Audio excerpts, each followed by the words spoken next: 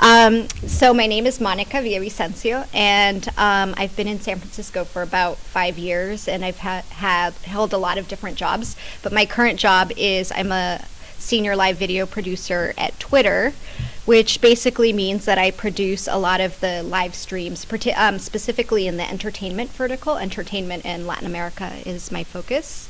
But in other lives here in San Francisco and elsewhere, I've also been a writer, video editor, and a public radio journalist. And my heart is also in literature, so I also write fiction. Hey guys, my name is Misha Sundukovskiy. I grew up here, actually like 5-10 minutes away, just down the street, and I ended up going to film school out in New York and have had a number of jobs that have led me here today. I went on tour with the Black Eyed Peas out of college as their tour photographer and like video kid, and got to bop around the world for 10, 11 months, which was a really wild experience. And then I got back to New York and started my own little boutique production company that I ran for about 3 years. Moved home to San Francisco, tried to create my own startup and failed in spectacular fashion doing that. I worked at Eventbrite here in the city for about 1.5 years as the video guy there. I then had kind of a wild opportunity and I flew back to New York and I produced at Saturday Night Live for about 2 seasons, doing like the commercial parodies and digital shorts. And now I'm back home in San Francisco for good, and I work at a company called Udemy.com, which is the largest online marketplace for education that we know of. We have about 60,000 video courses in any topic, and our instructors create the content, and then we do kind of like a revenue split model with them. And so both sides get to win. Students get really affordable education, and instructors make supplementary income. So, yeah, that's me. I'm Shaun Farley. I did not grow up here on the West Coast. I grew up on the East Coast in the woods of New York State because there's more to New York State than New York City. I work at Skywalker Sound as a sound editor. I cut effects, dialogue, Foley, and I had kind of a roundabout route getting there because I didn't study it in undergrad. I studied history and anthropology as a double major. Almost picked up a third major in technical production for theater because I was really into sound at that point and was doing live sound for concerts and theaters, mostly as local crew. By the time I finished college, I realized I probably should have majored exclusively in that or maybe in music. Moved to Boston just to get out of the black hole that was the cow tipping and wooded area that I grew up in, and worked my way into recording studio, wound up going to grad school while I was there for visual and media arts, and just kind of found my way moving towards sound for picture because that seemed more appealing once I got to me once I started getting into the sound production world. Started at WGBH Boston out there, which is one of the largest PBS stations in the country. Then went to a company working, producing their compliance and ethics training courses for companies like IBM, Enron, all the training that they had to do after the fallout from Enron. Oh wow! Yeah, it was thrilling, let me tell you. But I was recording dialogue, editing dialogue, and adding sound effects and music to web-based training courses, which were all Flash at the time, and Flash is still around, isn't it? In some fashion. Wound up moving down to DC, working for a production and distribution company there as the in-house sound editor and re-recording mixer, and then eventually worked my way out here to Skywalker, where I knew a couple people who thought they'd like to bring me in, and I've been lucky enough to stay there. I was also a student of anthropology were too. You? Okay. Storytelling. Yeah. Storytelling is important. My name is Paul Dravis. My degree is in political science. After I graduated, I was trying to figure out what I wanted to do, so I decided I grew up in New Jersey, so I got on a bicycle and rode from New Jersey to San Diego. Solo bike ride, no one else wanted to try it. This was pre smartphones. So it took 7 weeks, 12 flat tires, 2 pair of tires. Then I got a job in rural Maryland working with juvenile delinquent boys, and realized that although that was kind of socially fulfilling, I was going to go broke. So I did that for a couple of years. And then I ended up on Wall Street, building trading systems. And during the first internet bubble, I guess it was my first encounter with any kind of media stuff. I was one of those guys that would show up on CNBC and talk about stocks. Yeah, so I worked at JP Morgan and in New York, came out here, was seduced by the weather, have been out here 20 years. More recently, and I've been involved in a lot of different parts of the technology cycle, but the emergence of AR and VR was pretty fascinating, so I decided to focus on that just because it was a whole hell of a lot of fun. And we've been doing gigs that have really focused more on room scale virtual reality, where you get up out of your seat and engage with the spaces. So that's been interesting. We've done some work with the San Francisco Public Library.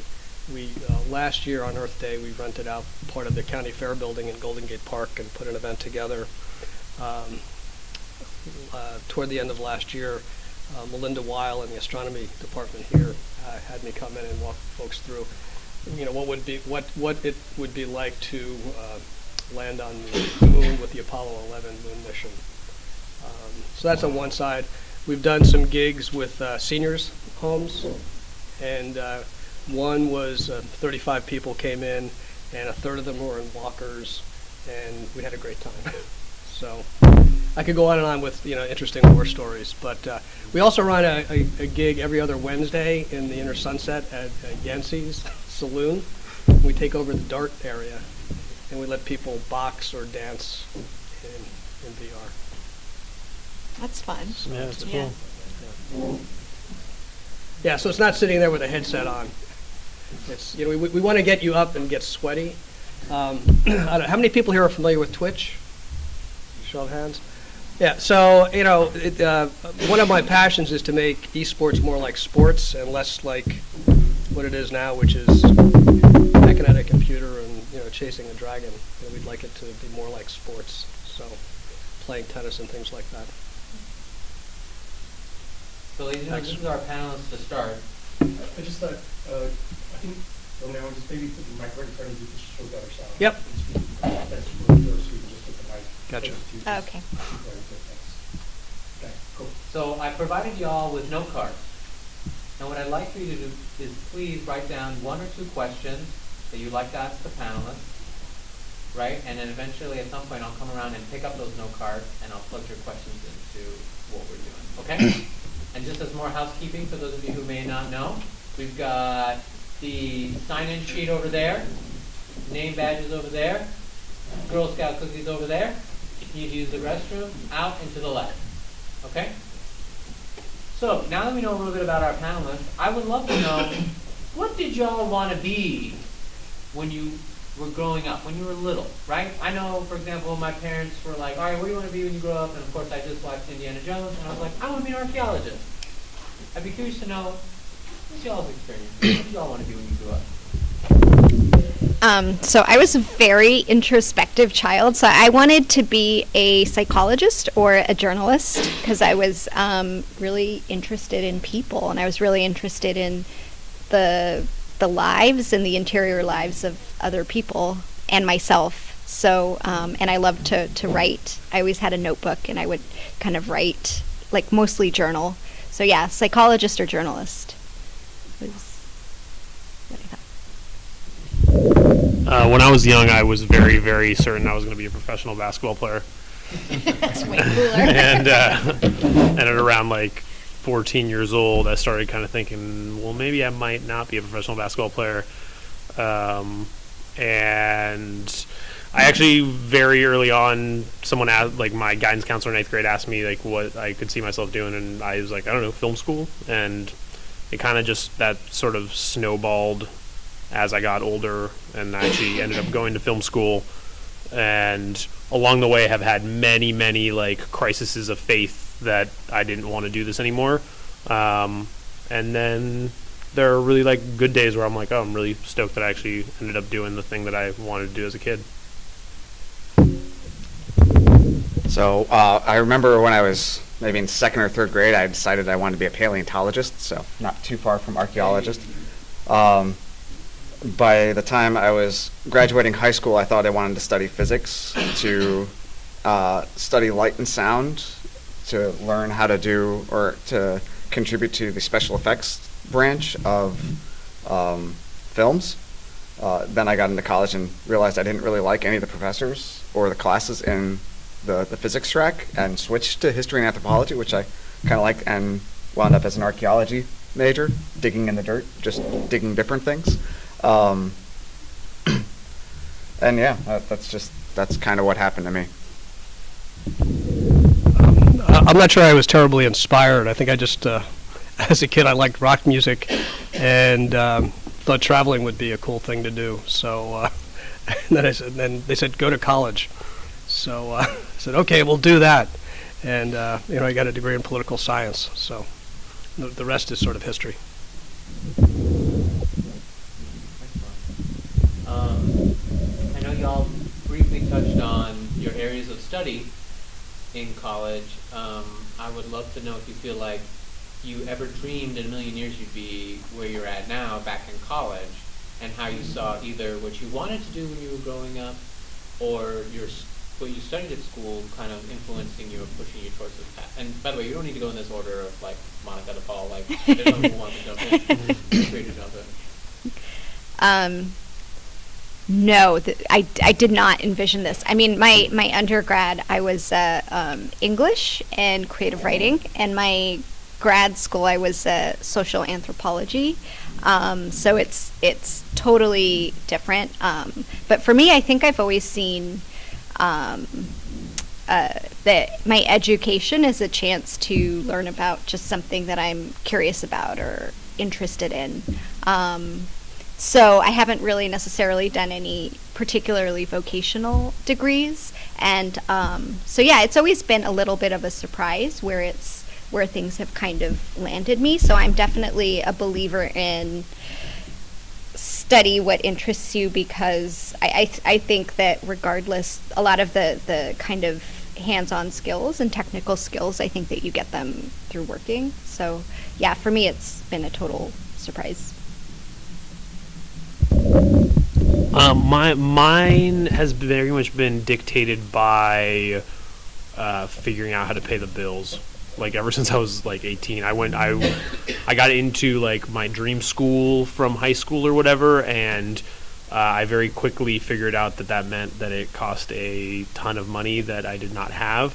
And so from like day one of arriving there, it was kind of like a strategic play of like, how do I go and get this education and this thing that I want to get, and then also figure out a way to pay off my student loans that, are just like crippling if you're, a 22-year-old who gets out of school and have to pay off, $150K or $200K worth of student loans. So when I was in college, I didn't really think about being like a director or whatever. It was kind of just, how will I ever actually figure out a way to make this a living? And there was one summer between junior and senior year of college that I was like, all right, I'm not going to go home. I'm going to stay here in New York, and I'm actually going to like take 3 months to figure out if I can actually month in and month out pay my rent and feed myself by working in the video film world. And I did. It was not glamorous or I don't know. It was like fun at times, but it was pretty grueling to really dive in and be PAing on sets for 20 hours a day or whatnot. But that's kind of how it started for me, and my goal obviously was always like, how do I get to the creative side? How do I get to the side where I actually get to make up the stuff that is being made, as opposed to driving the trucks or carrying around the stands? And that has been like a 10-year long process. I never really thought I'd be working quite in this capacity when I was a kid or in college. What I had mentioned as my high school ambition for my career was more on the scientific modeling side of special effects. So I figured I'd be doing computational type science work. when I realized I didn't want to pursue that in college, I just kind of pursued degrees that interested me instead. And throughout the course of college, my interest kept changing, which is why I almost picked up a third major in theater. I just didn't want to take acting 101 or history of theater classes, and that's what prevented me from getting a third degree, which would have been excessive anyways. At that point, it was I just kind of looked at where I thought I might want to go. I just kind of kept following things that interested me, and it kind of worked out. I think whenever I got someplace that had been sparked by an interest, once I was there, I kind of looked at it and said, okay, where can I go from here? Where do I want to go from here, and how do I do that? And I just kind of meandered my way into a job that I love. So it wasn't exactly, I thought I wanted to go into films. I decided I'm not going to go into films the way I thought I wanted to, and I'm going to go do something else. And when I looked at my opportunities with a history and anthropology dual degree, the best option I had was cultural resource management, which is kind of like state-sponsored archaeology. And if I wanted to break $40,000 and qualify for medical benefits, I'd have to get at least a master's degree to do that. And I was like, I can do better than that going to work at a movie theater. So I decided to do something that I just started following a different trail that kind of interested in me as well. Yeah, I just want to add to themes that you guys have both talked about, that I feel very much like kind of crafting the career feels like it's like a delicate balance between financial considerations and creative aspirations, and sometimes it always feels like it's this balance it's never kind of perfectly calibrated. It's always, sometimes you have to focus more on, I need to survive. And then sometimes it's like, I can create more space for my creative ambitions. And hopefully like those two are being held, and always, because that's also been the case for me as well, that it's like, I need to make sure to pay off my loan. And sometimes it feels like it's easier to be creative once you create some steady ground for yourself. And when you don't have that steady ground, it's hard to kind of, in some ways it's hard to dream if you don't feel like the ground is a little steady. I totally agree with that. Like I'm reading a book right now. I don't know if any of you guys subscribe to like the Timothy Ferriss stuff, but he's got this book called like Tribe of Mentors, where he takes interview questions from all these really successful, really powerful people, and breaks or chunks them all into really digestible blurbs. And one of them that I read that totally just reminded me of was a woman who's really, really prominent in the design space, and she talks about how people have this illusion that you have to be like a starving artist in order to like do your best work, and you have to be like eating ramen to do your best work. And like the reality of it is like, no man, you're gonna be figuring out your lowest level of like Maslow's hierarchy of needs when you're doing that, and you're not going to be doing your best creative work. Like having the freedom to not have to worry about how it is how you're paying the electrical bill that month will give you the freedom to actually think creatively. I mean, it's not by accident that all the so many great artists of our time were affluent kids of wealthy or had patrons. Day jobs, like exactly. Einstein worked in the patent office or something like that, processing. I think he did like processing patents. Like he had a kind of very administrative job. And I forget. There's some famous novelists that worked in the postal service, and So, what's that? Charles Bukowski. Oh, did he? Okay. Mm-hmm. Yeah. I guess how did I get here from there? I guess my career advice would be to stay in motion. So create some target-focused target and run hard at it, and keep running. And I think the notion of being in motion will get you varied experiences, some bad, some good, but it'll also expose you to a lot of opportunities and a lot of new people. And as I look at my career trajectory, it's kind of meandering. It sounds brilliant, but a lot of it was, I feel like I'm an accidental tourist in a lot of different market opportunities.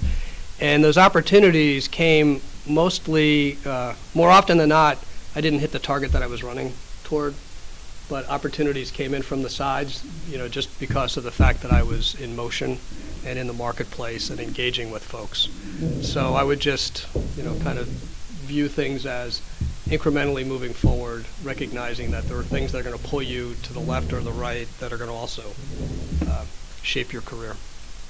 Yeah, I'd argue that complacency is bad for personal development. Yeah. I love it.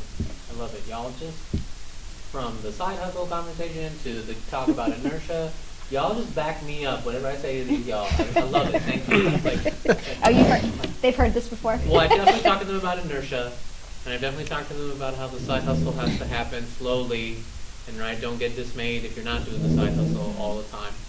So thank you. That's really awesome. I think it's okay to slow down every once in a while. Just don't stop. Yeah. Because it's hard to go all the time. You're going to burn out. But slow down a little, give yourself some breathing space to recover. But like you were saying, keep moving, just maybe at a slower pace. Then kick it up again. Because if you're running all the time, you're just going to collapse. Yeah, I'd also add just to remember that career-wise, things are not sprints. Like, it takes a lot of time. I used to stress really, really hard about this stuff when I was coming right out of school and I had a bunch of student loan debt to pay off, and like it felt like if I didn't make some sort of if I didn't meet somebody one day that was going to set me off on like some sort of wild adventure or a good payday or something like that, like that day didn't feel fulfilled to me. And I very quickly started realizing that that's setting yourself up for failure. Like patience, like being patient with yourself is important. Being patient with the process is important. Just like try whatever it is you're striving for, try to make incremental progress. Like look back in a month and say, look, I'm a little bit better off in this particular area a month later than I was a month ago, and then a year later. And like people overestimate what they can do in a year, but they really underestimate what they can do in a decade. Yeah, another thing that and someone had told me this many years ago, and complacency or inertia is a really bad thing. And this guy was saying, it's better, you want to be moving forward, and actually even moving backward moving forward or backward is better than standing still, right? Because when you're sliding backward, you're feeling pain and you're going to react to it, and you're going to do something to make that pain go away. And if you're moving forward, it feels good, and you're going to do things to continue to feel good. But if you end up in a state of inertia, it's not a zone of development. So, for whatever, maybe it sounds a little bit too Zen-like, but it kind of made sense to me. Thank you. My next question for the panelists would be, tell the audience about a time when, you were just like at the bottom. You felt like, oh my gosh, I am never going to get out of this. Like, I'm at the lowest low. What happened and how you got out of it. So someone else, time you got knocked down really badly, but then you still got back up. I guess I can start since everyone else seems to be pondering for a second. When I finished grad school, the first job I got, well, actually I got two jobs kind of simultaneously. I started teaching at a community college because I needed to pay bills. But I also started working at WGBH, which I had previously mentioned. When I was working at GBH, I was an audio production assistant in the radio department. So I was cutting dialogue and helping prep shows for for the mixers who would go in and actually do the final mixing and get the shows up on the air. That job lasted all of 9 months before they decided that the funding for my particular position was going away. They were eliminating the show, and that was it. I was there for 9 months. I had 9 months of professional experience cutting dialogue in a radio show. And I I was in Boston at the time, and there's not a ton of work in Boston in the sound field, or at least not in the sound post-production field. I knew all the post houses. None of them were in a position to hire me at the time. And I also knew that if I wanted to have a chance of finding full-time work, I couldn't keep teaching at the community college I was teaching at, so that meant I had to essentially leave that job as well in order to be able to take on or be available to take another job, which meant I went from losing one job to losing two jobs simultaneously. Thankfully, I did, with the help of a friend, find some work doing audio posts on a documentary. It was actually the first time I worked on a feature. So that happened in that span where I was between getting laid off from one job, realizing I had to quit another job, and also trying to figure out how my wife and I were going to be able to afford to pay for our wedding sometime in the next year. So going in and out of unemployment, I had that one gig where I was working on the feature. I also started doing AV work for hotels and conferences just to pay bills, because I had experience doing that kind of stuff from college, doing live sound and doing theatrical work immediately after college. And then eventually I got that job that I had previously mentioned, doing audio post for compliance and ethics training courses with a job. And that was something that just kind of popped up on the alumni, or I guess like the career development section of the grad school that I had gone to. I applied for that and thankfully got it, and that kind of helped me get back on my feet. But that had been, I think I'd been unemployed at that point for 6 or 9 months without having steady work.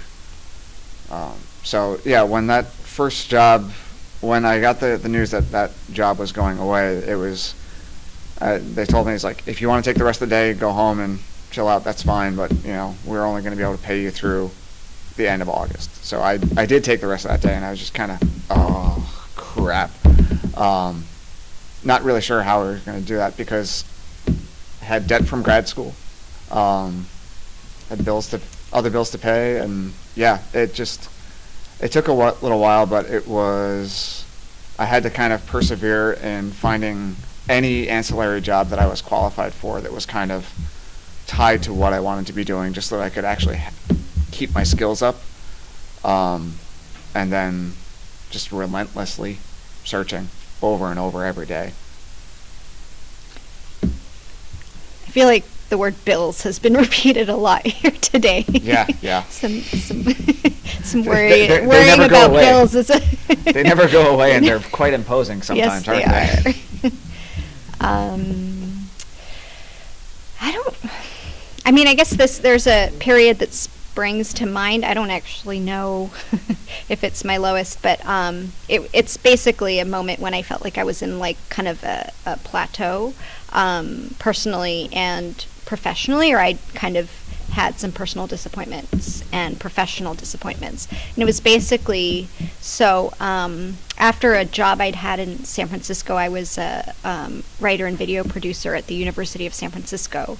And I left that job, and I went up to, I saved up, so I went up to Portland for 3 months and lived with my friend and did kind of a creative sabbatical. This was at a point when I had decided I'm interested in getting back into writing fiction, and I've saved up. I'll give myself a few months. So I went up there and I took a class, and I was basically reading and writing and taking walks. And after 3 months, I guess, I came back to San Francisco, and I was freelancing, and then I saw this opportunity. It was basically, I guess it's kind of like a grant, where you had to design your own media project, and it had to kind of have a community organizing component and a multimedia component. And it was a really long application, because it's basically like a grant application. And I sent it out, and I didn't really think, oftentimes when I send something out, I try not to think about it again, because I don't want to be like looking at my inbox all the time and thinking I have it. But then they called me and they said I was a finalist. And what they do at that point is they match you with a TV station or radio station in a partner city, and then you have to kind of come up with a even bigger grant application, which with like budgets and with like you have to basically build a coalition of parts. So it's like it was basically like a job in itself to apply for this. And at that point, they have like phone consultations with me. So now my hopes are really up, and I'm really hoping to get this. And at the time, it would have been in Seattle, which I was dating someone here in San Francisco at the time, so I wasn't super thrilled about that, but I was like, oh, this would be amazing. So I was kind of like emotionally preparing to relocate. And then I found out after all was done that we didn't get selected. And I had a breakup basically at the same time. So it was a period where I felt a lot of disappointment and heartbreak. And I don't know how I got out of it besides just feeling it and continuing to move forward. A lot of the work I've gotten since then has been first through relationships and networking, and I like to think that I definitely learned a lot in the process of doing that application, creating a budget creating a media project from scratch, working with partners and doing the budget, even though I didn't get to see it through to fruition. So. Yeah, a lot of my career has been working with and for major corporations, and then I decided to go off on my own. And when I looked at how I had navigated various business opportunities, I'd gotten gigs through various relationships, and so I figured, well, when I went off on my own, I would do the same thing. So I, one-man band sort of thing around 2002-ish. And I said, oh, well, I'll work my network. And nothing was happening. I mean, it was just a big zero. This was, the internet had blown up. People were still recovering from 9/11 and the smoldering ashes in New York. And, I said, well, I want to do global projects. And I had these really cool business cards with a map of the world on the back and a globe on the front. And I thought I was really smart. And people were like, here, have another Sierra Nevada. Go away. And I was pretty depressed. So nothing was working. And I just remembered on a project, there was this thing called the marketing funnel. Is anybody familiar with the marketing funnel? So if you're not familiar, do a Google search on the marketing funnel, because it's really important. The idea behind the marketing funnel is in any situation, you're going to reach out broadly for whatever you're trying to sell.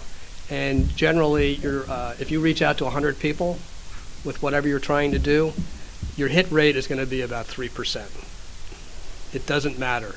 The hit rate is going to be about 3%. So I'm sitting there, my network hadn't worked, and I just sat down and I just started cranking out emails and just blasting phone calls all over the place. And it was probably more than 100 outreach activities. But my first independent gig was with the World Bank. And that got me into a whole new flow of contacts and networking and things like that. But I guess the takeaway is, if you're not familiar with the marketing funnel, get familiar with it, because that formula is pretty effective. Sort of that 3% return rate on 100 hits.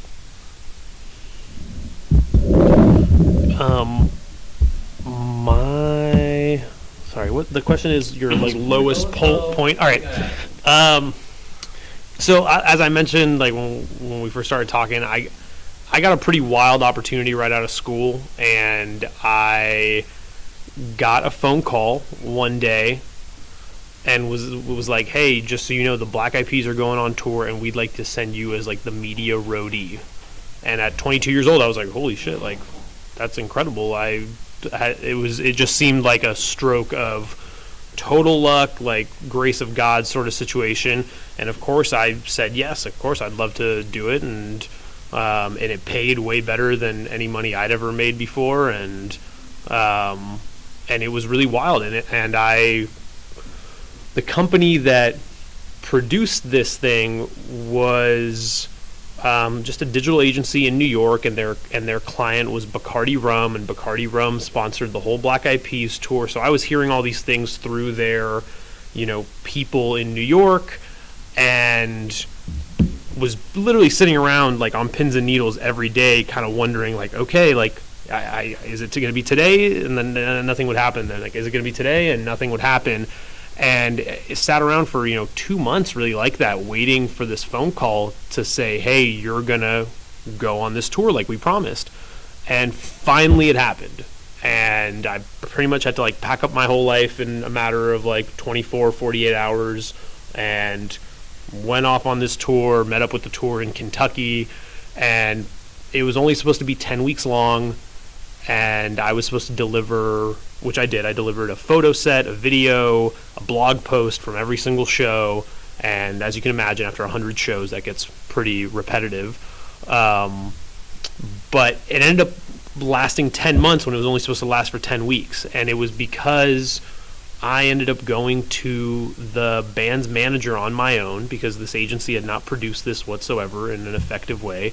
And I was being treated like a paparazzi everywhere that I went. And I was like, look, like, this has to change. I went to the manager and I was like, listen, man, I get why you guys are sensitive about having photographers around or whatnot, but I want you to know, like, I grew up, like, listening to you guys when I was younger or whatever. Like, I'm not here to make anybody look bad. And, like, I don't understand how you guys don't have somebody documenting this experience anyway, because it's a gigantic tour. And he said, you're right, like, what are we thinking? Went around, introduced me to everybody, and then like overnight I kind of like became like, as like the management would say, like, oh, your family. And it was wild. It was like kind of like this like almost famous experience right at 22 years old. And like I said, it ended up lasting 10 months because they kept just inviting me back. Like when one leg of the tour would end, to be like, hey, 2 weeks off, but then we're going to South America, then we're going to Europe, like all these places. And I kept rolling with it, and I was like, well, I don't have anything else going on at the moment. Like, I'm going to keep rolling with it, saving up a little bit of money.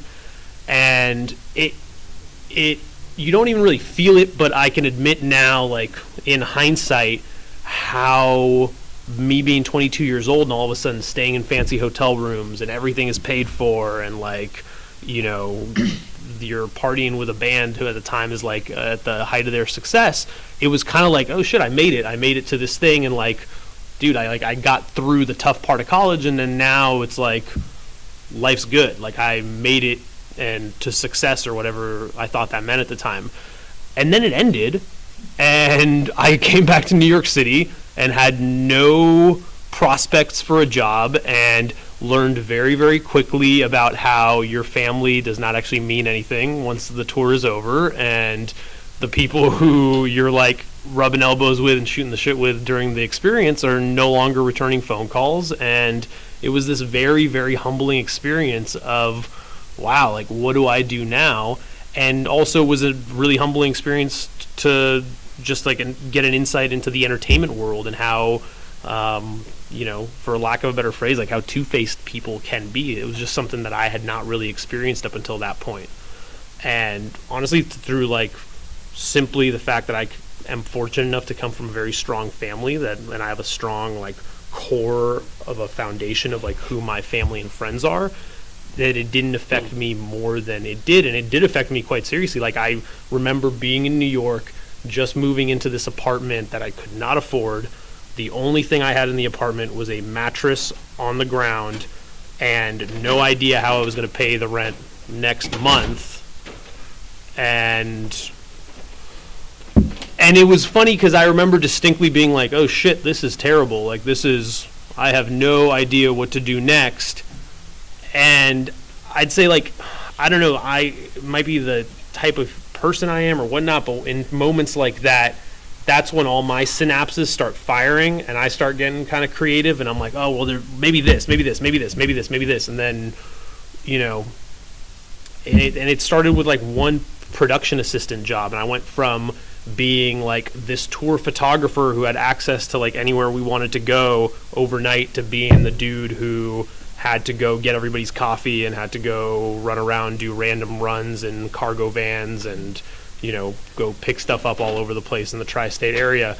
And it was super humbling. I worked this like job for there are these things called upfronts that all the networks do, which are basically like award shows, but they're award shows that are written specifically for advertisers. and I was working in Nickelodeon Upfront and it was like the goofiest thing. It was like they got Kenan Thompson and all these Disney Channel stars to go and basically put on this gala or this like award show for all these advertising partners like Nestle or whoever else. And these things never get televised, but they're rented out in these amazing spaces. And I worked this thing for 2 weeks straight just to pay my rent at like, I forget what it was, like $150 a day or $200 a day. And kind of like the whole networking snowball thing, like that started going to one thing, started leading to another thing and another thing. And then a year later, I landed a job at an agency in New York as a producer. But that was, I think, the hardest thing that I remember, just coming back and just not having any idea, sitting there at my computer, like waking up and sitting there at my computer with emails open, but not having any idea who to write emails to, and just staring at my screen for 2 weeks at a time, just being like, what's going to happen next? So all I'll say is, like, when you encounter moments like that, you just like the whole patience thing and the not getting down on yourself thing and not trying to somehow subdue your feelings through substances, which I'm proud to say, like, I've never really done too much of that, but I know people who have, and like, you gotta have faith that something is gonna come up, and like, whether it be cheesy or whatnot, like the idea of just meditating on it and being like, all right, I'm focusing on the things that I would like to accomplish, and like, here are the incremental steps that I can take to get there. Like, that's realistic advice that you can use. And the employment landscape's changed a lot over the last couple of decades. So, for better or worse, they talk about the gig economy and Airbnb and things like that. Actually, it's a gig economy, and most corporate projects are now a lot of things are outsourced, and most jobs look a lot like a Hollywood production. Here's a project. What are the resources? Pull them in, execute, disband. And as a result, you do have to stay in motion, and you do have to continue to network. And there's a little bit more of a premium, a personal premium that you have to embrace of watching out for yourself, I think, in the marketplace today. So. Excellent. Did y'all hear that? Right? I just want to make sure y'all heard it, because there's going to be a time where you're going to be at the bottom and you're going to be like, man, I hate this. This sucks. It sucks so much. But then look, right? When you start underground, you only got one place to go. Okay, so now let's go with the flip side. What was like one of the moments where you're like, I cannot believe this is my life. This is so amazing. Like, I'm so grateful, just kind of the complete opposite, right? Where you're just like blissed out from work. I don't know. I don't know if there was any moment where, at that moment, I felt blissed out. Okay. Looking back from some other period in time, it looked great. But even at the best moments, it was kind of a conflicted set of emotions of how did you get there, and the work effort. It probably felt amazing, or it should have been amazing, and you were probably exhausted trying to execute on it. And it was only over the course of time you can reflect and say, this was brilliant relative to a lot of other things in a long sequence of events. So that's my pragmatic view. Okay, what about telling us the coolest project you've ever worked on that's not future perfect? Oh God, I've had a lot of crazy stuff. One of the more interesting ones is I was, and I had no idea. This is being taped.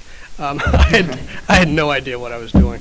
I was invited to work with the government of Jordan in the Middle East, and I did it because I'd never been to the Middle East. And when I signed up for this gig, I didn't know that Baghdad was going to melt down, and the whole that whole region was going to be a complete shit show. But I went over, and I was in Amman, Jordan, when they did the first beheadings in Baghdad, I woke up and I felt like I was going to get sick because it was pretty nauseating. But I was staying at the Four Seasons, so it was kind of like this really cool place. But it was chock full of military contractors. When was this? So, was this 2003? Yeah, 2003, Oh, 2004. okay. And it was really bizarre. But and I had to finish this project, so I came back to the U.S., did some more work, and they said you have to go back and finish it. And I had to go to the U.S. Embassy and be debriefed and all this stuff. And my wife said, "You're going back?" And I said, "Yeah." She said, "You're going to be presenting at this conference at the Dead Sea." And I said, "Yes." And she saw the hotel, and she said, "Well, this place is gorgeous. I'm coming with you." So we went, and so the first trip was kind of a nightmare of political intrigue. And the second trip, my wife is hanging out, having drinks with John Chambers, who was the CEO of Cisco Systems at the time. And we went off to Petra, which is this brilliant place in the middle of the desert where no one knows who created it. So, that was pretty spectacular, kind of a job experience. Do you mind sharing like what the project was, or is that? Oh yeah, no, it was the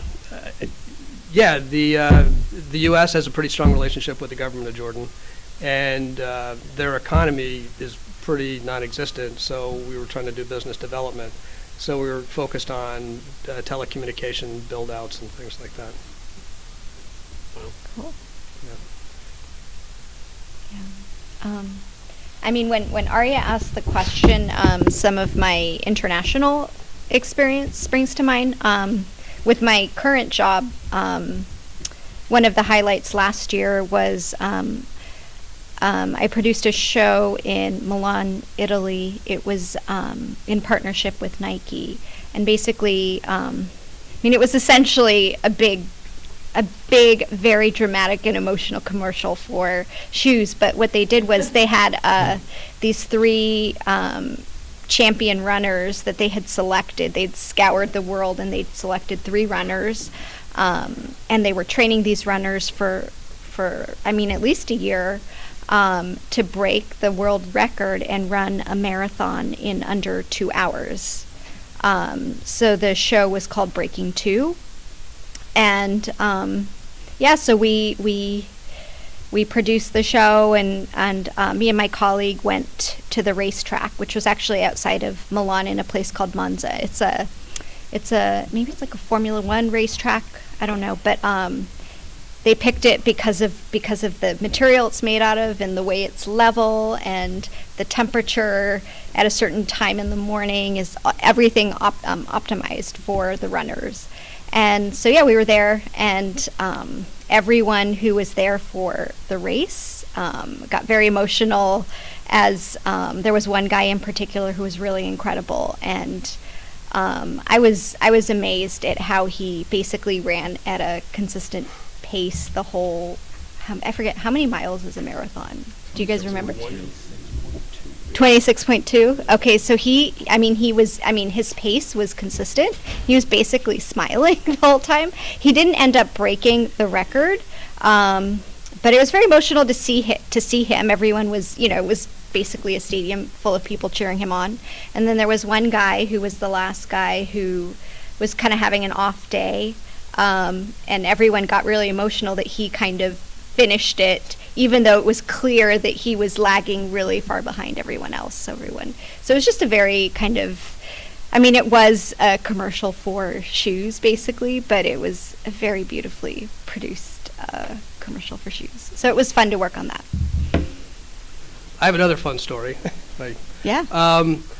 And this will just show you how kind of odd things pop up and kind of reshape your sensibility of what you're doing. I had the opportunity to do some stuff down in Colombia, we did a VR session at a woman who had built out a school K through 12, and we were educating them on virtual reality stuff. And so Barranquilla is on the Caribbean coast, and there are several folks from Barranquilla. One of them is Shakira. Mm-hmm. And so we went down and we played a few Shakira songs. And what's your favorite quote? You mean between my hips? Oh, that's a good one. My hips don't lie and my hips don't lie. That works pretty well. On the record, being logo. And by the way, the Future Perfect Machine logo is designed by a woman from Colombia, and her aunt is Sofia Vergara, who's also from Barranquilla. But anyway, so we were down there, and so usually what you saw in the headset, and we do this all the time, what somebody sees in the headset, we will project out to a big screen so that it's shared with the audience. And up until that period of time, what was in the headset we would just kind of blow out through the speakers on the PC so that we knew what was going on. And the woman that ran the school said, why don't you blow this out through the sound system in this auditorium? And we did, and it was Shakira. And we had a bunch of people, so we had one person doing, la, la, la, and you could see Shakira dancing, but we had the sound blasting through the room, and everyone got up and danced. Well, as a result of that, every event that we now do, we now have the traveling Bose sound system, and even if we go into a bar, we just blast it out, and it just Always Shakira. I'm sorry. Always Shakira. It's often Shakira. Excellent. Or Mark Anthony, or someone like.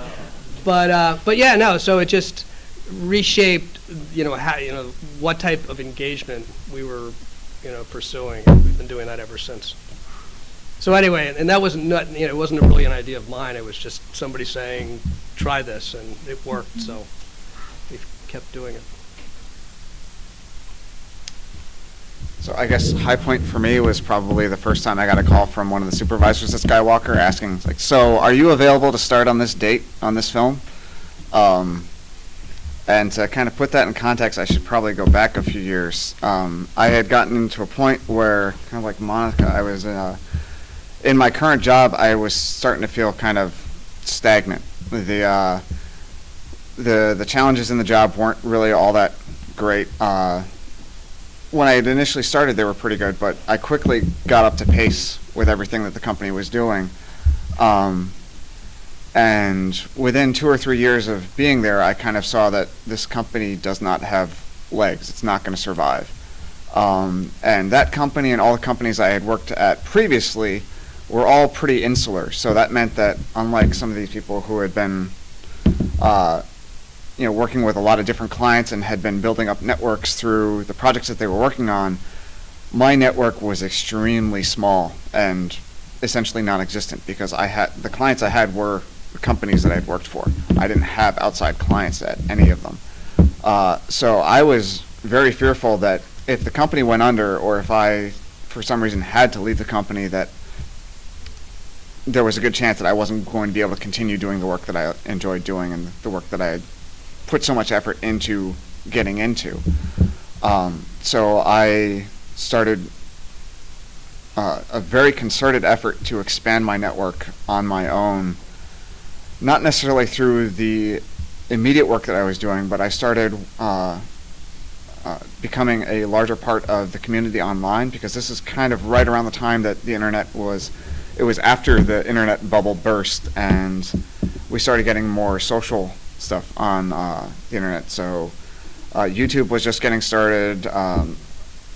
Twitter was still, I think, a year or two out, but there were communities that were building online that I just kind of inserted myself into and started conversing with people, sharing knowledge, and finding ways to kind of get myself out there and give myself a presence outside of the companies that I'd worked for in a way that proved that I knew what I was doing and knew what I was talking about. So I was having professional level conversations with other professionals in essentially all around the world and sharing knowledge in ways that kind of gave me more confidence in my skill set and my knowledge, but also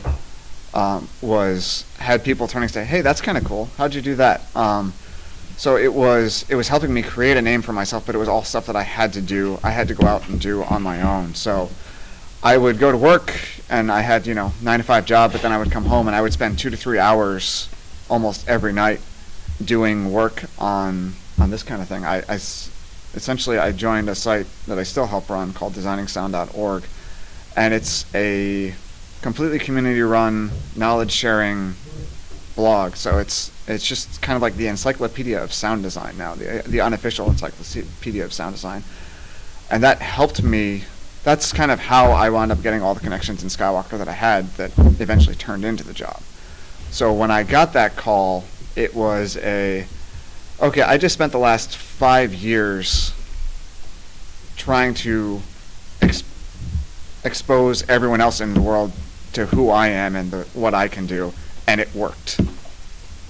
And it was a ton of effort, and it took me another 3 or 4 years to get out of that mode, to kind of back off. I don't have to do that all the time anymore, and to get to the point where I'm starting to have hobbies outside of work that aren't directly related to work, or not expressly, this is helping my career. I have to do this to help my career. So I spent 5 years almost exclusively focused on my career, and thankfully my wife was patient enough to deal with me in that time period. I still made sure we had time to do stuff together, but yeah, it was kind of draining that amount of time, because it was, like he said, it was trying to maintain motion and trying to maintain momentum, and it was a breakneck pace for a very long time. And then when I got that call, I was like, okay, I can calm down now. And then it still took me years to kind of calm back down and kind of slow the pace down so that I had some breathing space again. So what are some of those hobbies?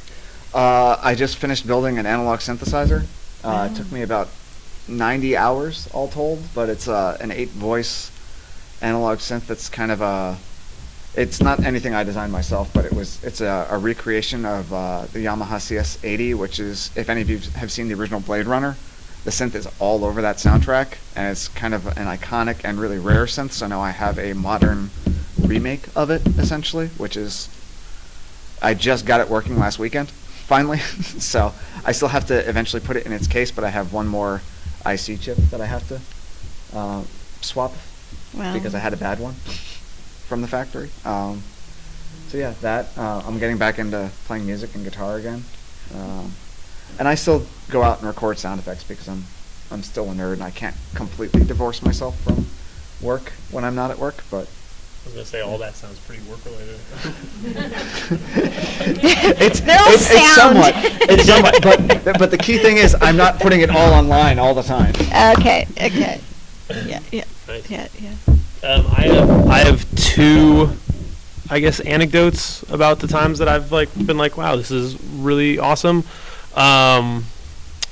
One, Paul kind of mentioned it, but just in this I think this line of work lends itself to some pretty incredible opportunities for travel if you're someone who likes to travel, and I definitely am. And that's, I think, one of the I never got into this line of work for that, but as a byproduct, just have come to realize that I've been incredibly fortunate to get to travel places on other people's dimes, and to get to see the world in a way that I would never have been able to see if I hadn't been working in this line of work. One of those experiences was maybe 5 years ago, 2013. I was sitting around another round of between jobs, kind of I don't know what I'm going to do next, and I have some family actually in Moscow, and I was kind of sitting there kind of meditating on oh man, maybe now is a good time for me to go and take a trip and visit them. I got a little bit of money saved up, I could probably do it, and I swear to you this happened. I guarantee you that this actually happened the next moment. As I was sitting there thinking that, I got a text message from someone that I knew who was a producer at the Miss Universe pageant, and was like, hey, do you know anybody who's a shooter, producer, kind of jack of all trades, who can come with us to Moscow for the Miss Universe pageant in 3 months? And I was like, yes, I do. And that's that person is me. And it was not so incredible because it was the Miss Universe pageant. I think, if anything, that experience taught me that I don't really want to do anything like that ever again. But there was this moment where I forgot to mention the backstory. My family moved to America when I was 4, and I'm Eastern European, Ukrainian, but we speak Russian at home.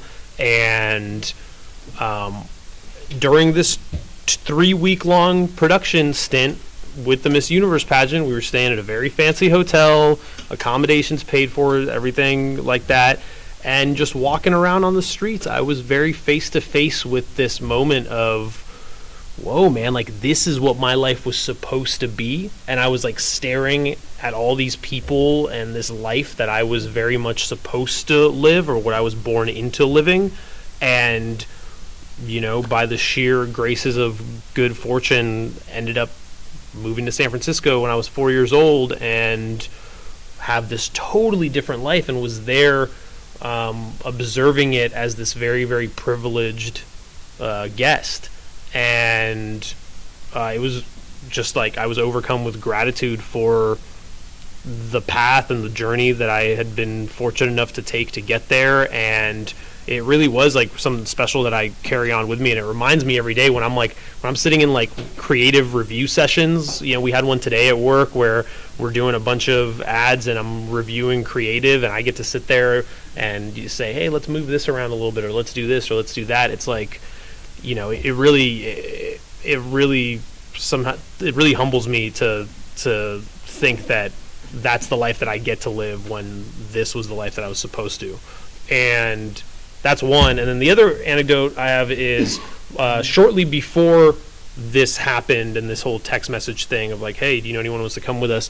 The reason I was between work is because I had quit a job in New York when I was working for this small advertising agency. And I bring this up because I think it's important to also, like, it's important to keep inertia, keep moving forward, to make incremental progress. But we mentioned like reflection, and I think it's really important to also reflect and figure out when you've kind of come to a point that might be a dead end. I think I'm sure in all lines of work, but I've found in this line of work there are often places where people end up in a job and there is no incentive anywhere around them for anyone to progress them forward in any sort of way. If you're a production assistant, for instance, work in production in New York City, producers, production coordinators, production managers, they need production assistants.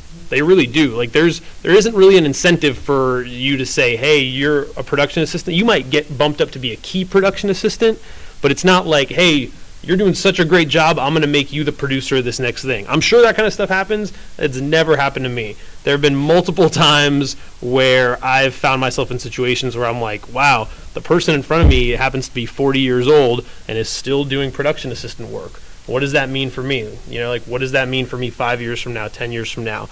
And you have to have, it's totally a leap of faith, but sometimes you have to take that leap of faith and you have to say, you know what? This is not right for me anymore, and I don't want to continue working here, and I'm not sure how I'm going to make a living again, but there will be a way, and it's going to be something else. And I did that a couple of times. This time happened to be at this production company, and I left, and the only thing I had lined up was this like tiny gig for a nonprofit where a friend of mine who I had run into in New York from high school was running across the country to raise awareness for lung cancer. A mutual friend of ours passed away of lung cancer when she was really young. She was never a smoker. It was a total like anomaly circumstance where this like healthy 20-year-old girl got lung cancer and died a few months later. And to raise awareness of lung cancer and how deadly it is, this friend of mine who I ran into in New York was like, hey, I'm actually running across the country from New York to San Francisco. And she ran 30 miles a day, 6 days a week for 4 months. And I was so moved when she told me this that I was like, whoa, dude, Kelsey, that's crazy, man. Like, I was like, I'm working this job that's kind of like taking a ton of my time and I can't do much, but maybe I can like film an interview with you over the weekend and like cut together a little trailer or something like that for you. So like we did that one weekend, and I took half a day off work and I filmed her starting her journey. And like 3 months later, when she was kind of getting towards the end, about to arrive in San Francisco, this nonprofit that she was doing in conjunction with contacted me and were like, hey, do you mind coming back here and making like the film or whatever, something for us to show for when she arrives? And I kind of just used that as the jumping off point to quit this job and came home and did this tiny little gig for like next to no money, but I thought, you know, maybe that'll be the thing that leads to something else or whatever. And Yeah, and honestly, like, I think it was like one of the best decisions I've made, simply because it was, like I said, like at those times where you're like, you don't really know what the next move is, you don't know what's going to happen 2 weeks from now, you don't know how you're going to make all the ends meet. Like, those are the times that I feel like so like viscerally like in the moment, and like, you know, there's no excuse, you have to figure it out. And it's one of the proudest like pieces that I've made, and the crazy part, this was actually, sorry, I'm being a little long-winded right now, but the really crazy part was that this little 10-minute documentary that we cut together in a week, I'm sitting around 2 years later watching ESPN, and they were showing some sort of special on the Niners, like when the Niners were going to the Super Bowl and Kaepernick was like, you know, it was like that shift between Alex Smith and Kaepernick, and he was really like the rising star. And they show this special about this girl who, well, not girl, she's a woman. She was like, I want to say early 20s, who saw, she starts saying, I saw this documentary about a girl who ran across the country. And then they show like 20, 30 seconds of the thing that I made on ESPN. And she goes, and it inspired me to do the same thing. And then I went off and I did this thing. And I was sitting there just on, like, in my living room, kind of like, whoa, that's wild. Like, the idea that I made this thing and then someone saw it and it really spurred them into action to do something with their lives was the, you know, far and away one of the most rewarding experiences I've had in my career. Guys, so great. You see from every low there's a high. I want to make sure y'all hear that too. Okay, before we get to these questions, I just want to ask y'all one final quick question before I take it to the audience. What is, you can either say the best or the worst piece of career advice you have ever received? Best or worst piece of career advice you have ever received? You're never done learning. Is it best or worst? Best. It's the best. Because I'm constantly finding new things that I have to either get up to speed on, whether it be some sort of technical thing or new formats that are coming out. But also just kind of, it makes me take a step back every once in a while and go, okay, I'm doing all this stuff pretty well. What do I suck at?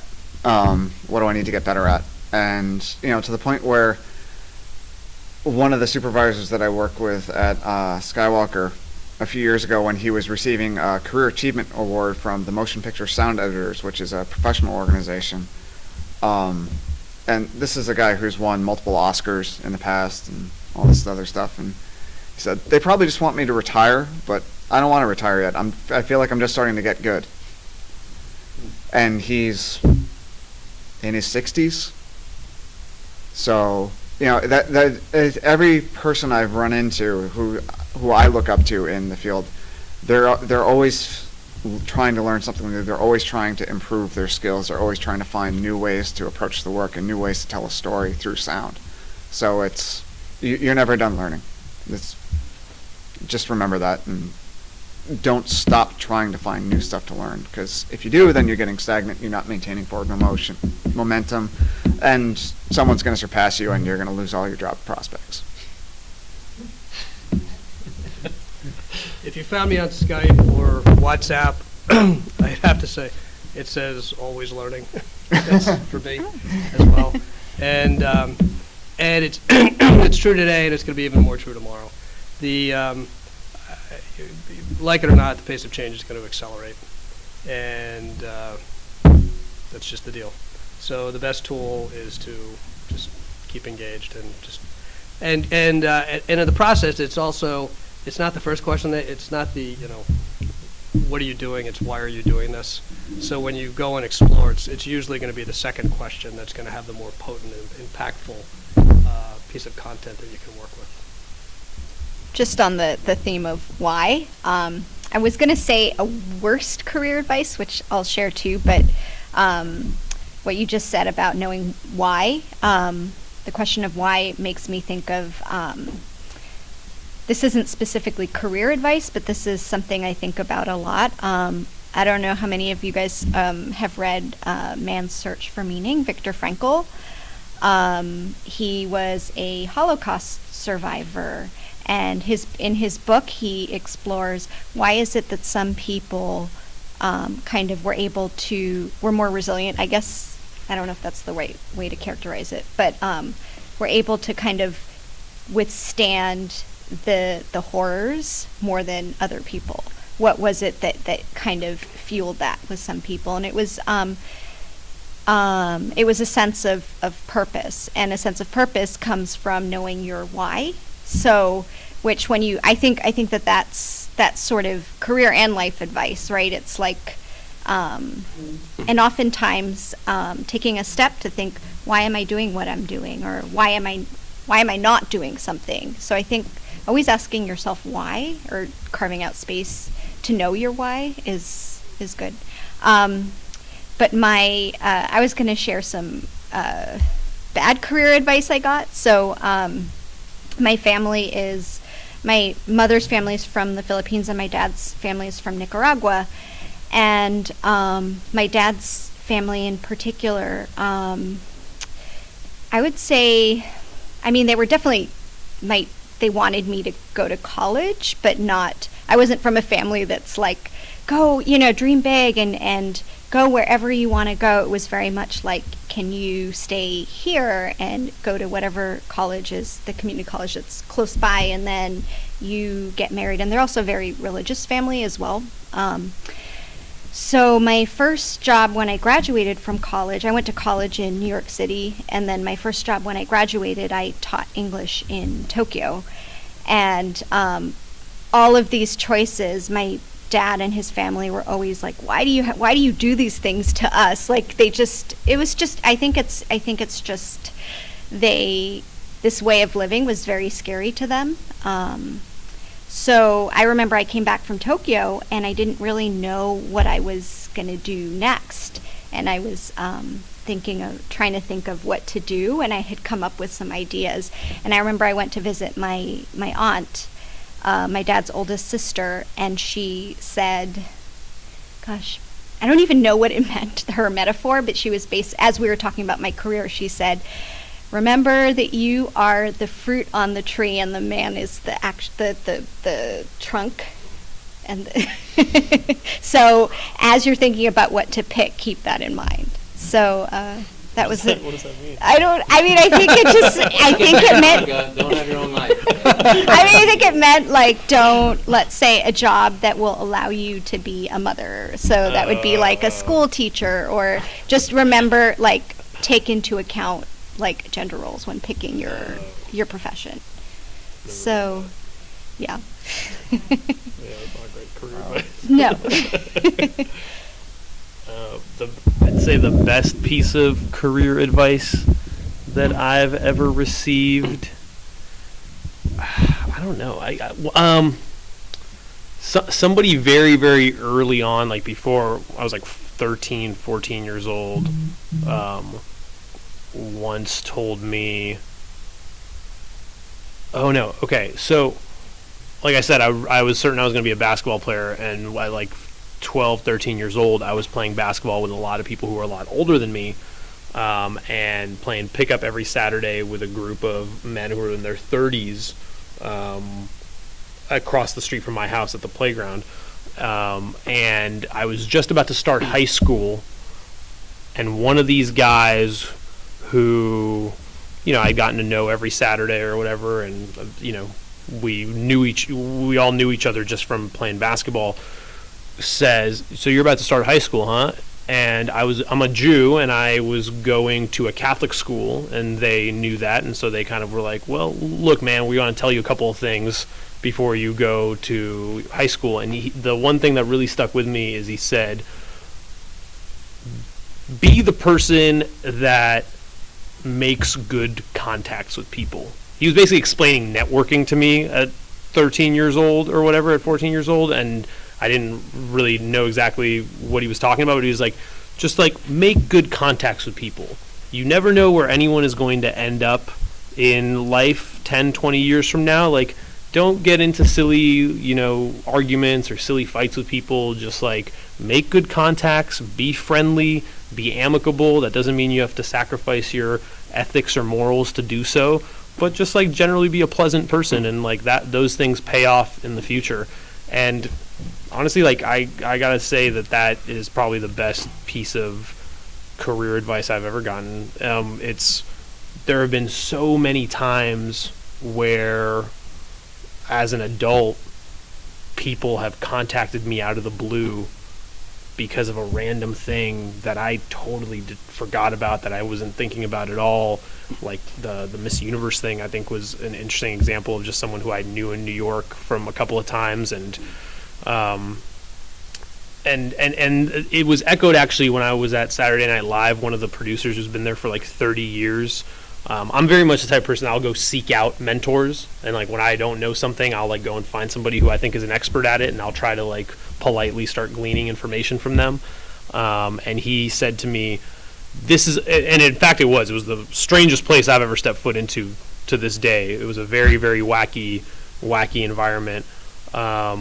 He said, here it's very, very important to remember the things that your parents taught you as a little kid. Being polite, like if you don't have something nice to say, don't say it at all, like stuff like that. And I find that kind of stuff to be quite true when it comes to working in video and filmmaking. There's other, if you're looking for a book to read, I know, you're probably sort of balancing classes and work, but, and this has nothing to do with broadcast or media, but Phil Knight, the founder of Nike Shoe Dog, brilliant book, starts right from the beginning all the way through to his retirement. He actually wrote the book himself. He didn't have a ghostwriter. And easy read, a lot of good life stories, challenges, and all the how many times he almost went out of business along the way. So pretty inspirational. I got one more thing I want to mention, just piggybacking off of you with the, being polite, if you don't have anything nice to say, don't say anything. There's one other thing that someone told me a long time ago that is just golden, I think. Whenever you're working in a situation and you have an idea or you have a question or you have a piece of feedback or comment or anything, stop and ask yourself, should I be doing this right now? And the three questions you should ask yourself are, do I have to say this now? Do I have to say this now? Or do I have to say this now? And those three things, they all mean very different things, but all of it's like, if all three of those are correct, then yes, you can open your mouth. If even one of them, if the answer to one of them is no, just shut up and let everyone do their thing. Can you say this again? Do I have to say this now? Do I have to say this now? Do I have to say this now?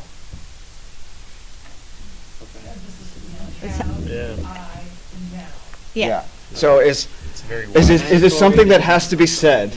So the first question is this something that has to be said? Do I have to say this now? The second question is, am I the one that has to be the person to ask this? Do I have to say this now? Or is it critical that this be said now, or can this be dealt with later? Do I have to say this now? And it's just a really good way to kind of, especially when you're working in, like if you're a PA or if you're an assistant on a production and something's going on, the shit's hitting the fan or whatever, it's a good thing to kind of ask yourself those and just kind of check yourself in a way to prevent yourself from sticking your foot in your mouth or making an enemy that you're not expecting to make. Because I still use that. And, when I'm sitting on a mix stage, when the director's 2 chairs behind me, like I'll wait till they leave and just like, hey, what about this? And, it's just a really good. It just, like I said, it's just piggybacking off of what he said in terms of being polite. It also speaks to the structure, whether it be a corporate organization or whether it be like on a film set. There are very chain of command. Yeah, they're very defined. There's a very defined chain of command, and there's a very defined hierarchy, especially like on a film set, that is in place for better or worse or whatever. Like it's there for a reason, and it's very easy I've been in the situation so many times where someone says something and they're not even aware that they're being out of line or that they're saying something out of line, and it's not nice, and it's not what's the word for it? Like, it's just like, it's not pleasant, but then those people never get asked back to work again, and it's not, I don't think it's something to like be really afraid of or to then get nervous about when you're in a situation, but I think it is something to be aware of, in the sense that trying to look at things holistically, like, who is this person in the room? Who are the people in the room? And what is the conversation being had? And do I know my position? Am I being appropriate in that sense? And that only comes from experience and actually getting on set. Like, I think if you're trying to, I don't know if what people are necessarily trying to go for, but if you're trying to work in a position that happens to be like on a set in production, get on a set as soon as possible as a PA, as an intern, and start figuring out who's who in the room and how those relationships and how those power dynamics play out, so that then when you're in a different circumstance and you're like on the flip side of that token and you're in like a little bit more of a powerful position, you know how to behave, because ultimately, this is a little bit of a side tangent, but like, you, especially in production or in any sort of creative field, you have no idea who tomorrow will be your boss. And that's kind of another reason for why not to, why to remember about being polite to absolutely everybody. Like, what goes around comes around, and people definitely have memories in this line of work. Polite, positive, professional. Familiar. All right. So, got some questions from the studio audience. Question the first. If you had to hire someone to work for you, what skills, and I'd like to expand on that thing, technical and non-technical, would you value the most in a candidate? So again, if you had to hire someone to work for you, what skills, both technical and non, would you value the most in a candidate? I'd say, because this is something that we've been talking about in my team as far as what works and what doesn't, but one of the things that feels most important to me right now is a collaborative spirit. We've definitely had varying degrees of success with that, so I'm still trying to figure out the best way to screen for that, and how do you, what do you ask, and how do you know that that's someone that you're bringing on, especially for our team, because even though everyone has in some ways distinct roles, in a lot of ways we kind of all have to help each other out with things, and I've worked with people who are very willing to help out other people, and when they see something that someone else may have missed, they're not going to necessarily just point it out. They're going to help fix it, because ultimately, if one person fails, it makes our team look bad, like everybody look bad. If we make a mistake, even though it's one person's mistake, they view it as our team made the mistake. So I would say, and it's not as common as you would think to find people with a collaborative spirit. So I would say that's really important. As far as technical skills, what's really hard is that, as some of these panelists said, everything is always changing. So you spend time learning one system, and then like they kind of rip the rug out from under you, and it's like now you have to. It's just you're not using it anymore. So I would say, rather than one particular technical skill, I would say that comfort with learning and comfort with being in a position where you have to do that all the time. So. What she said. Yeah, no, I would agree that the technology's changed a lot, but the notion of how do you process and execute those dynamics are pretty consistent. Just stay focused, adapt to change, and things like that. Folks that I like working with, good interpersonal skills. Everything that I do is just outreach to communities, diverse, young kids, old people, everything else. On the technical side, though, what we're trying to do in fits and starts is take some of the VR stuff and broadcast it out to the internet. So it's, how can we effectively not just execute in, OBS or some other platform, but do it well. And those are two things. It's not just the checklist item of can you do the broadcast, but does it not look like a piece of crap when you're doing it?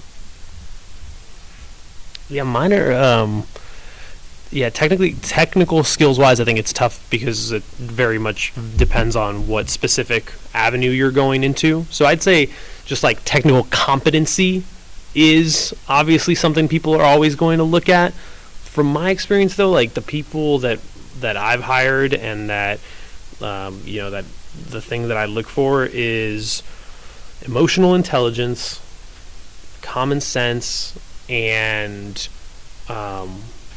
it's like a balance. This is how I describe it: a balance between proactiveness and not overstepping boundaries immediately. Because like you want to be proactive, you want to show that you're gung-ho about things, but it's kind of a fine line because if you show you're too gung-ho, then it starts looking like, sometimes a little desperate or needy or something like that. And I think there's no set equation to those things, but it's, showing up with a positive attitude and being willing to volunteer to do something when it comes up, and then whenever you do it, make sure you're doing it 100% correctly, and those things get noticed, like more, I think, than you think. It's not super easy to find people who are really qualified and gel with with a team, and that's the way I started looking at it a couple of years ago. It's like everything is about teams, right? Like teams execute on whatever objectives, especially within the startup world or the corporate world. Everyone falls into some sort of team or is managing a team or is either an individual contributor or a manager. And as a candidate who is looking for a job, the thing that I always do is I walk into a room and I start kind of sensing the vibe. Like, what is the vibe here like? And then how would I be able to contribute to it, and how would I be able to add value to it? Because at the end of the day, like when people worry a lot about job security, but the people who have job security, or at least who don't have to really worry about job security, are the ones who are adding value, objective value, not like, like I'm a creative, so I get to, my creativity is better than this person's creativity. It's like objective value. At the end of the day, when you break it down to dollars and cents, who is adding more value to the bottom line of a business, and that's kind of what I'd say. Yeah, the other, just to follow on to that, when you're out in the marketplace and you're looking for a job or a new gig, there's always your aspiration of what you want to get out of it. There's somebody on the other side of the table that's writing a check, and they're looking for, like, what are they going to get out of you? So just understand that tension, and that, what what you want and what they want hopefully are the same thing, but understand that, they're going to be putting some money on the table, and they want you to deliver something in an appropriate fashion. Whatever that is, that's a whole nother discussion of, trying to understand what they want. But, understand that they do want something. And it's not all, how do you get from this role to this role to this role or this pay grade? I mean, we all want to do that, but just understand that set of dynamics is in play. Sorry, go ahead. I would also say that in addition to skills, I think I touched on it before, but I ask myself, is this someone I would want to work with, right? So you have to be somebody that people would feel good about working with. So because you spend so much time with the people that you work with, sometimes it's crazy how you see them more than your friends and family and partners sometimes. So I would say I've seen in many instances, sometimes the person that gets hired is someone who's the good, but maybe not as good as this great person, but who's easier to work with. So I do think that being easy to work with is really important. I actually just remember something about the previous question, the like best piece of advice thing.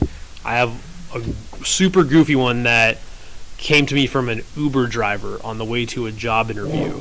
And I actually did not take this advice to heart as much as I should have. And in hindsight, I won't say what job, but I wish I did. And as we were driving there, I was a little nervous about the interview. And he goes, remember, you're interviewing them also. And that, like, now, like a couple of years later, I really encourage you guys to take that to heart. And you can do it in like really subtle ways. Like when you go into a job interview at an office somewhere, like just look around and see if people are generally in a good mood. And are they smiling? Are they amicable with one another? Or is everyone just super stiff, straight-faced, zoned in on their computers, you know? Because it's hard. It's really hard to get a job in the first place, right? But then once you're in a job, it's really, really hard to get out of a crappy job that you are not happy at. And so when you start figuring out, like, all right, I kind of dig what this company's about, what their mission's about, or, you know, what it is that they do, and you start figuring out your own, like, purpose beyond, like, just making money. Because for a while for me, it was like, oh, man, I got to pay off these student loans. And then that day eventually came, and I did it. And then it was like, oh, shit, well, what do I do now? Like, what is, like, my purpose now for progressing these skills that I have? Like, okay, great, I'm going to make videos, but I've spent so much time making beauty product commercials, you know, like the Miss Universe pageant, whatever, like these like things that I could care, like, you know, could care less about.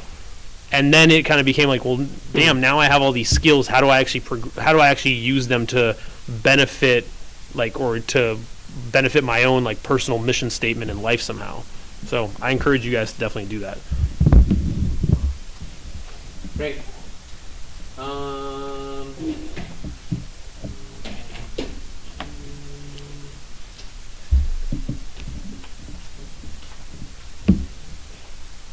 How do you handle the situation when the company you work for doesn't know how to use their equipment?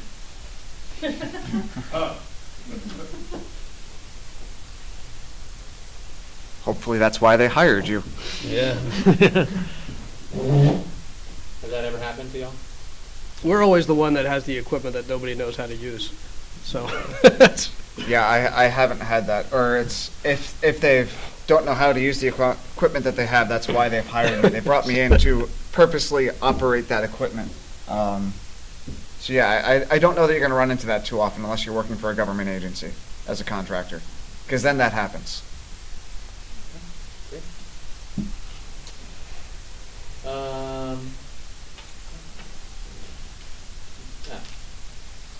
Any tips on creating a portfolio of work, especially if you're starting from zero? Did you work on spec pro bono content to create content? That's a question that comes up a lot. Do you work for free? And I like to rephrase that question as, are you working, is the work that you're potentially going to do going to benefit you in some way? And there could be multiple ways that could happen. It could be financially, you could be getting paid for it. It could be something where it's helping you build your portfolio if you don't have one, or it could be one where it's helping you make a connection with a filmmaker or a collaborator who you'd like to work with in the future, or who you think has something interesting to offer, or maybe it's just giving you the opportunity to try out something new in a setting that's low pressure.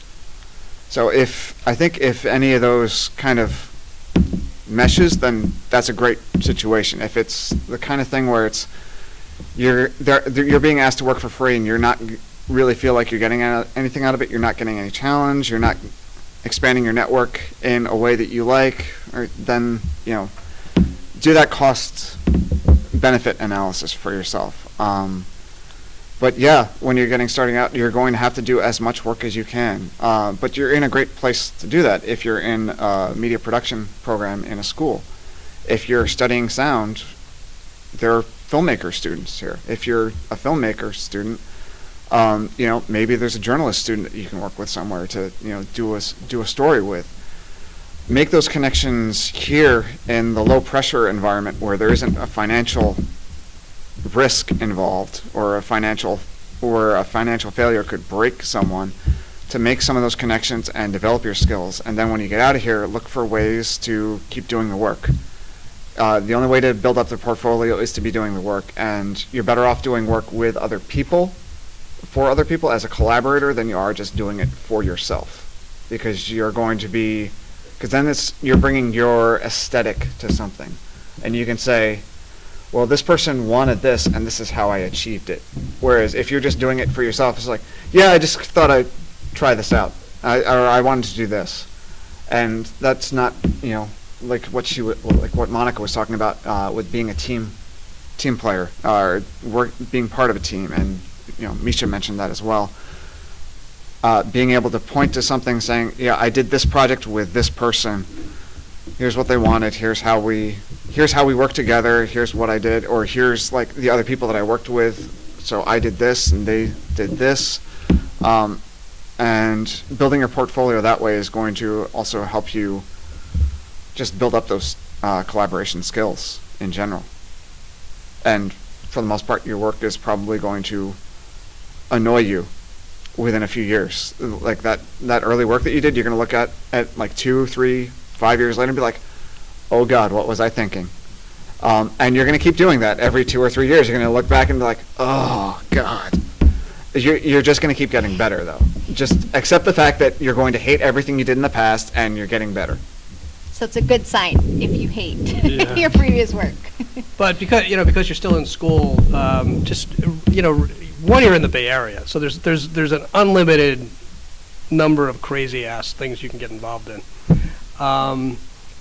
and to go after things that either are going to sound cool, technically, or have a great brand. Because when you go out into the job market, it's going to be all about storytelling. So your portfolio is going to be, how you stitch all of these ideas together into a cool story, because then you become the product.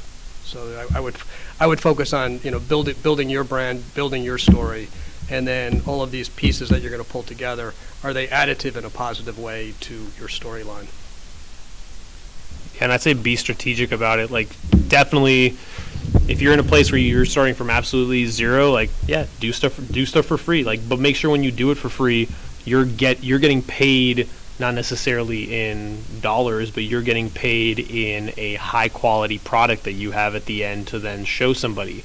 If you're doing something for free and you come out with chicken scratch, maybe it's like chicken scratch because your competency level is not quite there yet with cinematography or with camera work or whatever, like, by all means, that'll get better, right? Or you can take it to somebody who is better and you can say, hey, what can I do to make this look better? How can I light this interview better? How can I get better sound quality or whatever? Just make sure that the next thing you do is in fact better. You know what I mean? Like, you can definitely be critical of the stuff that you're making, but make sure that the next thing is a little bit better, and then a little bit better, and then a little bit better, and then eventually a couple of those projects, and you will have a little bit of a portfolio to show, But at the same time, like, it's kind of like this double-edged sword. Like, you say yes to doing something for free once, and then all of a sudden that becomes like a little bit of a precedent, and people start coming to you and like saying, oh, I heard you did this thing for next to nothing or whatever. Like, we have a limited budget. Like, then make sure that you're partnering up with people who help your portfolio. Say like, for instance, you have a couple of projects from a nonprofit, right, that you did for a real low budget.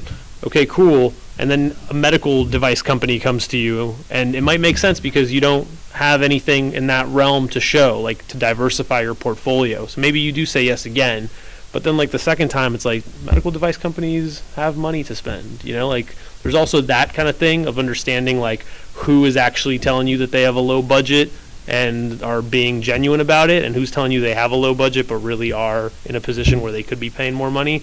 It's tricky. It gets into that other side of the coin where you have to learn about how to actually run a production company and how to do client services. And they're kind of two different sides of the brain. They're like, there's your creative side, and then there's the logistics side of, like, nuts and bolts. What can I do and what can I afford to do? And it's a balance. You got to find that. I have a more firm line. Corporate, they pay. Yeah, yeah, exactly. Period. Yeah. End of discussion. Oh, yeah. You know, and then Yeah. you know, on the community side, you know, I mean, I've done a bunch of free stuff in San Francisco for the library, Department of Family Services. I've gotten a lot of personal gratification out of it. You know, and it sounds good, but we've also been able to engage and try different things out. But if it's corporate, boom, you know, this is, you know, time and materials or whatever, however you're going to shape it. There's no, my view is there's no free there. But if you're starting out, you might not have the clout. You know what I mean? Like Then you might not have then do the community outreach. If you're starting out, you're probably not getting a lot of the corporate. exactly. Yeah, I agree that corporate should always pay. Absolutely. Yeah. Yeah, that's Yeah. kind of exploitative, Yeah. I would say. Yeah, totally. And startups can be tricky to work with. Yeah. Just for 100%. All right, this will be our final question, so we can give the panelists some time to take a break and maybe mingle with Josh. If we don't think our work looks professional yet, should we wait to promote ourselves? If we don't That's a think good- our that's a work good looks question. professional yet, should we wait to promote ourselves? Well, it depends on if I interpret promote kind of more broadly. I think you can promote yourself to seek out learning opportunities or mentors. So if you don't feel like your work is as professional as it could be, you could promote yourself to try to get opportunities to make it more professional. So, you know, if you have some work samples, pick the best that you do have, and maybe that's where you do the community outreach to try to get opportunities to do other work pro bono that may help you develop your skills more. But so not necessarily promote yourself to a big company off the bat if you're not ready for that. Yeah, that's an interesting question, because part of me wants to say, like, no, fuck it, just go, and, like, you know, you miss 100% of the shots that you don't take. But the truth is, sometimes you potentially run the risk also of, say you submit your stuff that doesn't look super great to a company, and then a couple of years later you've like advanced a lot as an artist or as a creative or whatever, and then you try to approach those people again, and it's like it's very hard to recreate a first impression. So I think that maybe you do hold off, but at the same time I met on tour I met a photographer in San Diego who had been photographing arena shows at the San Diego Coliseum for 40 years. This really wily, kind of like crazy character. That's my other favorite part about production, by the way, is you meet the craziest characters and they are fantastic.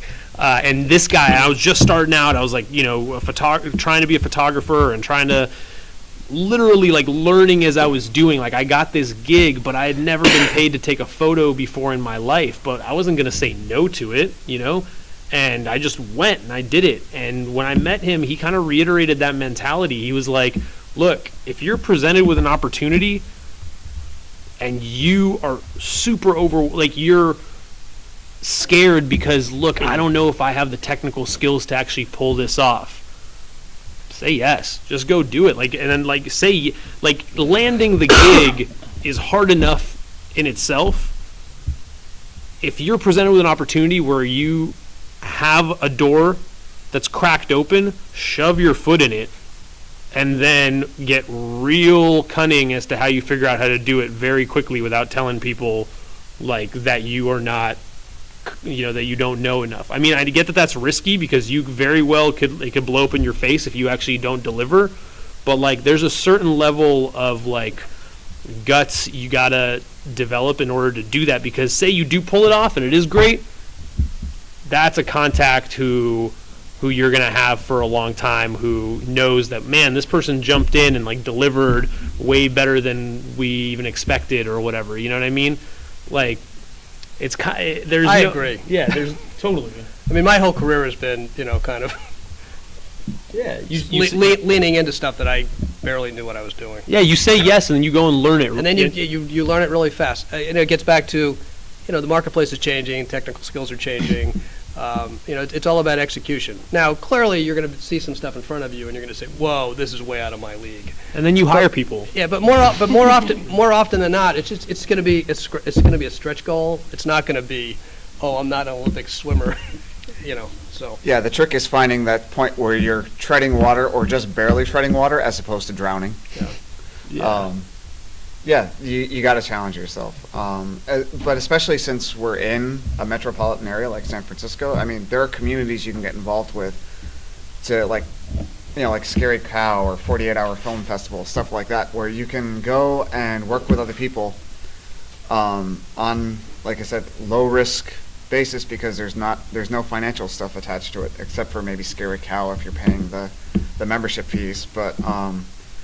But you can work with other people, and then you can see your work against other people's work. So you can see where your work is lacking against someone else, but then that person's right there, and you can go, "Hey, how'd you do that? How can I make my thing better?"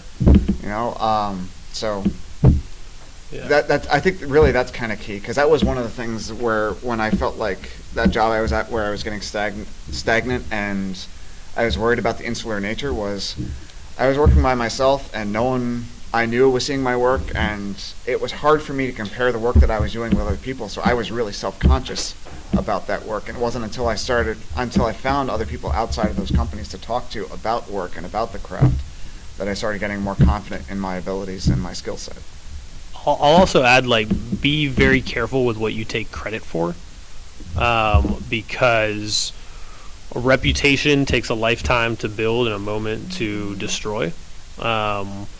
That's not to say don't take credit when you actually have, if you shot something, you shot this and this is your piece of footage to show as an example of stuff that you've shot. But say you were an assistant producer on something, and then all of a sudden get it in your mind to post this up on your website as something you've directed.